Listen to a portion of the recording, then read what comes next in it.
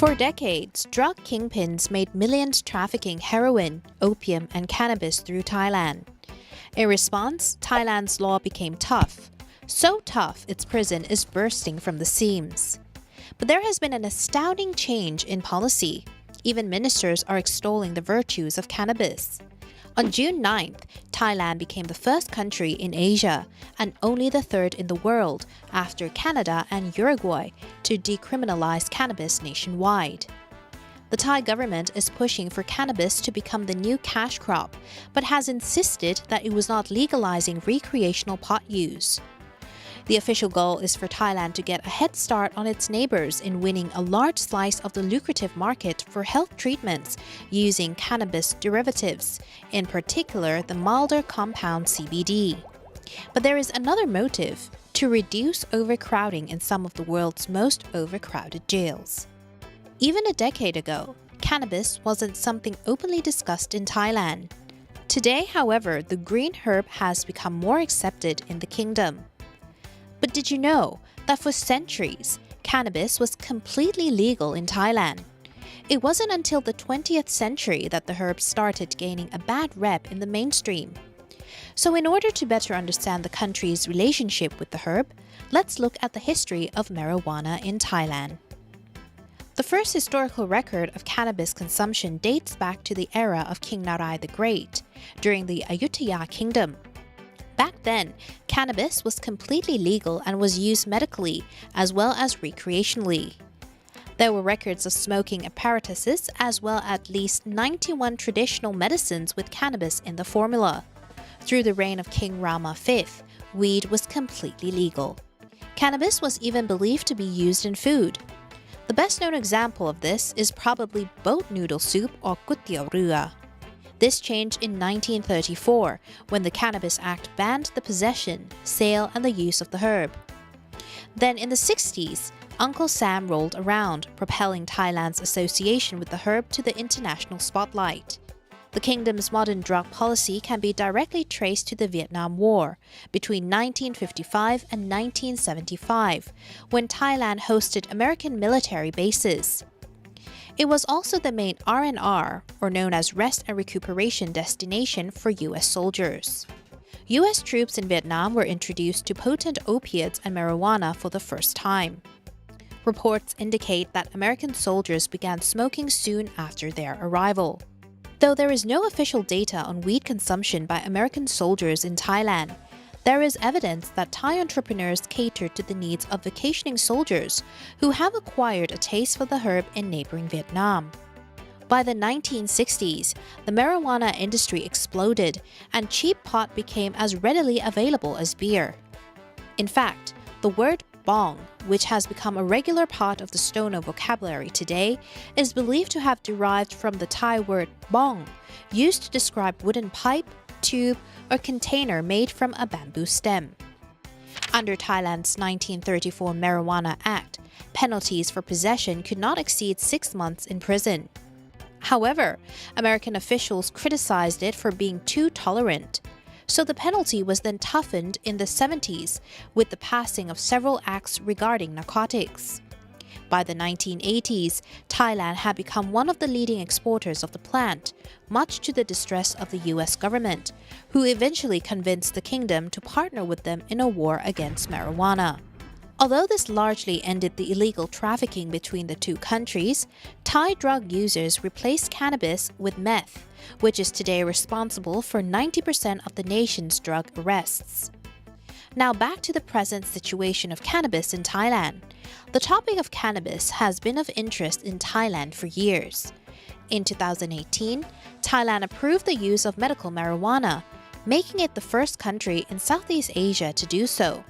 So what does this mean for tourists who are interested in planning a trip to Thailand? Will it be a weed wonderland like Amsterdam? Probably not. What are the current laws and regulations around cannabis in Thailand at the moment? We spoke with cannabis industry leaders to get their opinion on the matter.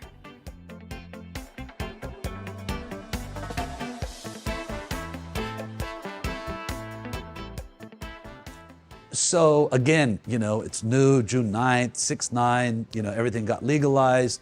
It was a little bit hazy as we all know, gray.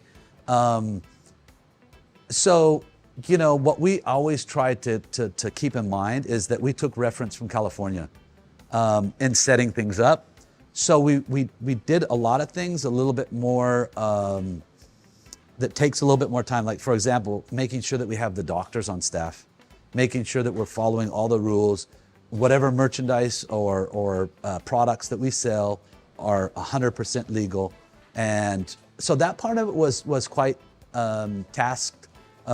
difficult. And then the actual development of the brand, again, for us, it was like we really wanted to develop brands because we knew that the two most important things were, number one, was the quality of your product, and then how the demographic, how the people, how the consumer kind of relates to that brand.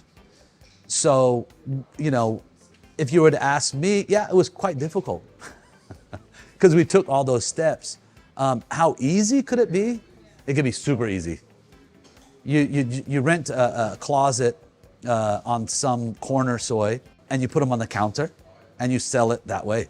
That's what they're doing. So it can be as hard as the first one and as easy as just setting up a counter on the street, unfortunately.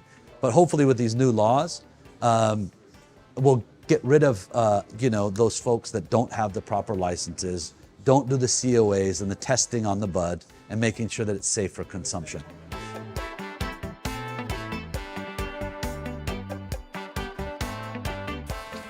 The law, pretty much the law.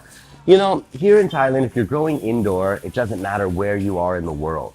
An indoor environment is an indoor environment, and you can create that so that you can grow cannabis. You can grow cannabis on the moon if you have the right environment. Outdoors, here in Thailand, this is a lush jungle. Things grow very, very well here in Thailand. Cannabis being one of those things that grow very well. A lot of people think that you can only grow like the Thai strains and stuff, and that the indicas won't really grow well here, but that's not true at all. I think during certain seasons here, we have some of the best growing environments in the entire world. I've grown indicas, sativas, I've grown everything under the sun right here in Thailand. So it's a great environment to grow. Bugs can be an issue here in Thailand. We're constantly battling bugs, but we're still creating great product, and yeah.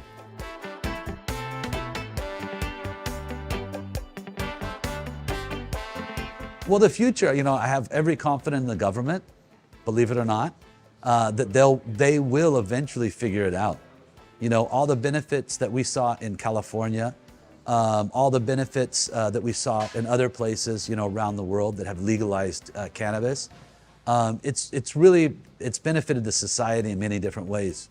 First of all, in health and wellness, and then the second part of it is for the obviously the taxation aspect of it, and not having the law enforcement, not paying for the prisoners, everything that's associated with illegal cannabis is eliminated. That's eliminating billions of dollars or millions of dollars or hundreds of millions of dollars on enforcing it. And then on the other side, they're going to make billions, millions, hundreds of millions on the taxation and the regulation part of it. Needless to say, we're talking about responsible medical tourism coming to Thailand to use cannabis as something that can help them in their health and health benefits, basically. So they want to consume it legally. They want to see how it can benefit them. A lot of these people around the world, they can't get help that they need for the medical cannabis. So they're forced to take the pharmaceutical drugs. And that's how I see, it helping the country in the future. And in regards to, how does the business and the commercial side look, is that it's going to be, it's a $1 billion business. There's so many avenues that haven't even touched on in medicine, in products. Just there's a whole myriad of businesses that support simple business that it's an amazing future is what I can say. Very interesting, very excited. And now you know about the history of cannabis in Thailand and are up to date with the current laws and regulations around it. However, it remains to be seen if there will be more changes or updates by the government on this topic in the near future.